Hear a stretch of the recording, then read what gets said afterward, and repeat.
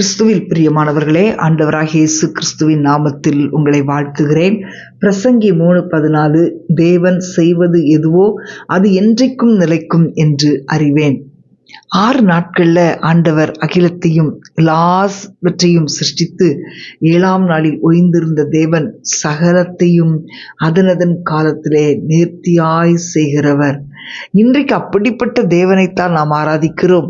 உங்களை அபரிமிதமாக ஆசீர்வதிக்கும்படி அவர் உங்களுக்காக காத்திருக்கிறார். உங்கள் உள்ளத்தின் ஆழத்திலிருந்து கர்த்தருக்கு பயப்படுகிற நீங்கள் பாக்கியமுள்ள தேவ பிள்ளைகளாய் இருக்கிறீர்கள்.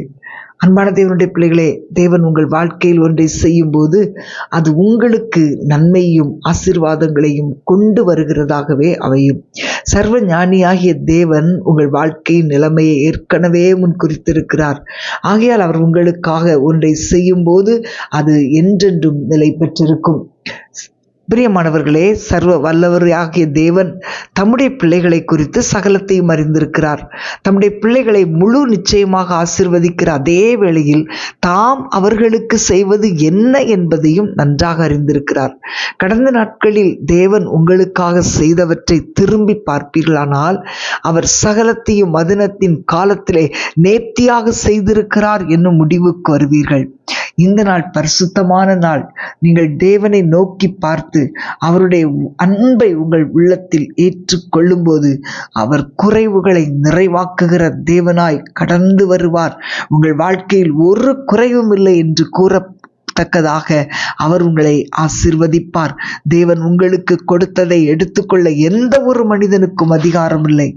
பிரியமானவர்களே, உங்களுடைய ஆசீர்வாதங்களை தடுக்கவோ அல்லது உங்களில் காணப்படுகிற தேவனுடைய கிரியைகளை அழித்து போடவோ சாத்தானால் முடியாது. ஏனென்றால் நீங்கள் தேவனுடைய அன்பான பராமரிப்பு மற்றும் கிருபையின் கீழாய் இருக்கிறீர்கள்.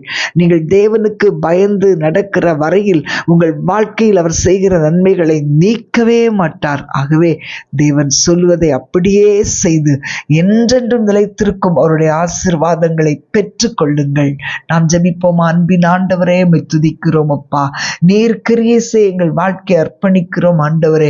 எங்கள் வாழ்க்கை நிலைமைகளை நீர் நன்றாய் அறிந்து ஆண்டவரே, நீர் முன்குறித்த நன்மையான காரியங்களை செய்யும்படி நாங்கள் ஜெபிக்கிறோம் அப்பா. உடைய கிரியைகளை ஆண்டவரே எங்கள் கண்கள் காணும்படி செய்யுங்கப்பா. நீர் எங்களுக்கு செய்யும் காரியம் அது நிலைத்திருக்குமே. நீர் எங்களுக்காக அதனதன் காலத்திலே நேர்த்தியாக செய்கிற தேவனப்பா. எங்கள் வாழ்க்கையில் கொடலானவைகளை செவ்வையாய் மாற்றி நேர்த்தியான காரியங்களை செய்யும்படி ஜெபிக்கிறேன். மகத்துவமான கிரியைகளை செய்யுங்கப்பா. பலத்த காரியங்களை செய்யுங்கப்பா. பெரிய காரியங்களை செய்யுங்க ஆண்டவரே. துதிக்கிறோம் ஆண்டவரே. அது எந்த சத்துருவும் தடுக்க முடியாதப்பா.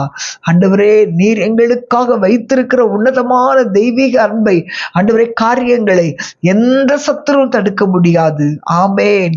ஆண்டவரே, துதிக்கிறோம். நீர் எங்கள் வாழ்க்கையில் நேர்த்தியாய் செய்கிறபடியால் ஸ்தோத்திரிக்கிறோம். இயேசுவின் நாமத்தில் பிதாவே. ஆமேன், ஆமேன்.